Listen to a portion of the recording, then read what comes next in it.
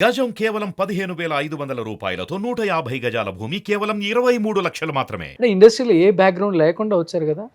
ఎవరు? ఎప్పుడు మీరు ఏమి ఎప్పుడు లేదు. స్ట్రగ్లింగ్ పడలేదా సార్ ఇక్కడ? రెడ్ కార్పెటేనా? స్ట్రగుల్స్ 300 రూపాయలకు పని చేసిన రోజులు ఉన్నాయి.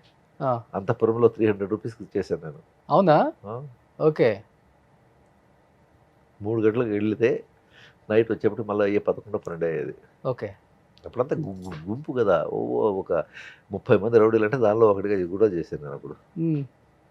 బట్ మీరు ఎంతమందిలో ఉన్నా గాని మిమ్మల్ని ఈజీగా ఐడెంటిఫై చేయొచ్చు. మీ లుక్ గుర్తుంది నాకు ఇప్పటికి బానే. ఇంకోటంటే వదిలే ఉండదు. నాకు తెలిసింది ఇదొకటే. నేను కాన్సంట్రేట్‌గా దీని మీదే ఫోకస్ చేశా. ఏమి అంత ఇండస్ట్రీకే రావాలి, కాన్సంట్రేషన్ అంతగా పెట్టాల్సిన అంత అవసరం ఏమొచ్చింది? ఇండస్ట్రీకి రావాలి నేను రాలేదు. ఆ! ద డెస్టినీ అది తీసుకొచ్చింది నన్ను. నేను యాక్టర్ కావాలని నేను ఎప్పుడూ అనుకోలేదు. నేను ఒక విజయకాంత్‌ని చూడాలని ఒకే ఒక్క దీంతో విజయకాంత్ కలవడానికి వెళ్ళాను. ఎస్ఏ చంద్రశేఖర్ వచ్చి "మేము బాగున్నావు నటిస్తావా" అని చెప్పి because I'm the ex army. అక్కడి నుంచి వచ్చింది చూసి "నువ్వు నటించు బాగుంటావు" అని చెప్పేసి అతను నన్ను ఇది చేశాడు. ఓకే.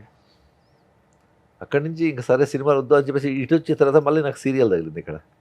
నన్ను ఎందుకు లాగుతూ ఉంది. ఓకే రా చలో. సో కెప్టెన్ విజయకాంత్ గారు అంటే అంత ఇష్టం. అంత ఇష్టం. హ్మ్. మీరు ఆర్మీయా బేసికల్‌గా? ఆర్మీ. ఓకే. సో అక్కడి నుంచి వచ్చేసారు ఇంకా. కనిపిస్తున్నారు మంచి. మెయింటైన్ చేయాలి బా. తీరిపోతుంది. తుకులు తీరిపోతుంది. మెయింటైన్ చేయాలి మరి. ఈ బాడీని మెయింటైన్ చేయడం కూడా కష్టమే. నిజమే. అంటే మరీ పెరగకుండా ఇప్పుడు ఫైట్స్ చేయాలన్నా కూడా మనకు ఆ ఫ్లెక్సిబిలిటీ లేకపోతే కష్టం కదా. అవును. ఎప్పుడైనా దెబ్బలు తగిలిన సందర్భాలు ఉన్నాయి సార్ రియల్‌గా? ఎక్కువ విలన్స్ అంటే పాపం ఫుల్ దెబ్బలు తగులుతాయి. ఫైట్స్‌లో నాకు ఎప్పుడు దెబ్బలు తగలవు. నేను అంత ఎందుకంటే ఆ టెక్నిక్స్ తెలుసు. మామూలుగా పడి దెబ్బలు తినడం ఉన్నాయి. ఈ రిబ్స్ బ్రోక్ అయినవి. అది ఆ విధంగానే కానీ షూటింగ్‌లో నేను ఎప్పుడు నాకు అటువంటి ఇది కాలే.